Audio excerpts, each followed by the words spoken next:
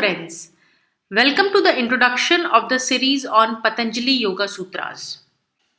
Indian civilization has very deep philosophical roots, which are as ancient as the civilization itself. The most beautiful aspect of Indian philosophy is that it offers different perspectives towards life and the universe, and thus gives the individual an opportunity to think on their own and come to their own conclusions. Now, among the various paths towards the truth, six schools are the most prominent ones: Nyaya, Vaisheshika, Mimansa, Vedanta, Sankhya, and Yoga. Now, among these six distinct schools of Indian philosophy, Sankhya and Yoga have a deep relationship with each other and are usually studied together. Now, just to provide an example, the concept of Purusha and Prakriti in Sankhya is analogous to the concept of Drashta and Drishya in Yoga. Now, each of these schools have many texts related to them. Some are quite popular, whereas some are less known. Now, among the major theoretical texts on Indian philosophy are the Upanishads and the Bhagavad Gita. These texts, of course, have a lot of practical insights too, but their main focus is on building a solid theoretical framework to weave one's thought. On the other hand, texts like Hatha Yoga Pradipika, Gheran Samhita are authorities on the practical aspect of yoga, and they feature detailed accounts of shatkarmas, asanas, and pranayams, etc. Now, Patanjali Yoga Sutra serves as the ultimate connecting link between the two aspects of yoga, theoretical and practical. It is a practical manual to understand the psychology behind the concept and practice of yoga. This makes Patanjali's Yoga Sutra both interesting and profound. And it is therefore for this reason that we will be undertaking this text for a detailed study. Now, the reference book for this series on Patanjali's Yoga Sutra is the commentary by Edwin Bryant, who presents these profound concepts in an easy to understand manner. Edwin Bryant is an American Indologist and a professor at Rutgers University, New Jersey. The best part about this commentary is that it presents different perspectives on Patanjali's Yoga Sutra in a coherent and a very unbiased manner.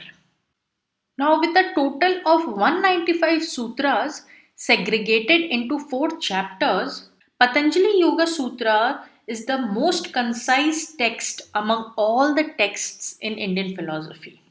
The first chapter, termed as Samadhi Pad with 51 sutras, introduces us to the subject of yoga and gives us a glimpse into the goal of yoga. This chapter also elaborates on the methods to reach the goal of yoga for a serious practitioner. The second chapter has 55 sutras and is called Sadhan Pad. This chapter features the famous Ashtanga Yoga and provides details of the methods of yoga for novices. The third chapter also has 55 sutras and it is named as the Vibhuti Pad, that is, the chapter on the mystic powers. Here, a brief discussion on the state of proximity to the final goal is followed by an elaboration on the mystic powers bestowed upon achieving this state. The fourth and final chapter, with only 34 sutras, is the densest of all. It delves into the subtleties of the final stages of the goal of yoga, along with the details and the precarious nature of the state. It is an intellectual dissection of a purely experiential state. Now, just like a tiny seed hides within itself a gigantic tree, a sutra is also a short statement that conceals within itself a complex concept. And just like a seed which needs to be nurtured and watered for it to grow into a beautiful tree, A sutra also needs to be carefully read and meditated upon over a period of time for us to truly understand its meaning. And this series on Patanjali Yoga Sutra on the Be Kushal platform will take you through this profound journey slowly and steadily.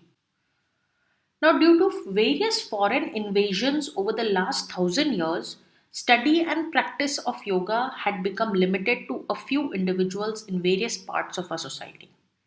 However, towards the end of the 19th and the early 20th century, yoga got a major boost due to international popularity of giants like Swami Vivekananda and Paramahamsa Yogananda. Some honorable mention among the traditional yoga schools in India are the Yoga Institute in Mumbai, founded in 1918, which is one of the oldest yoga schools. Then Kaivalya Dham Lonavala, established in 1924, renowned for its prolific research on various aspects of yoga. There is Sivananda Yoga Ashram, which was founded in 1959, followed with Bihar School of Yoga, Munger, established in 1963, and Krishnamacharya Yoga Mandiram, Chennai, established in 1976. Now, since the late 20th century, with growing recognition of yoga as an effective therapeutic measure for both physical and mental well being, our humble yoga ashrams have transformed into formal schools, institutes, and universities to cater to the modern day demands, such as conducting short workshops, certification programs, impart degrees, conduct research, and also publish scientific research prolifically. The whole world now celebrates International Yoga Day since 21st June 2015, following its adoption by the United Nations General Assembly.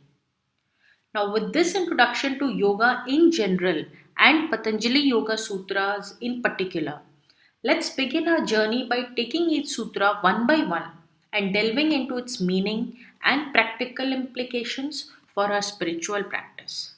So, let's stay connected.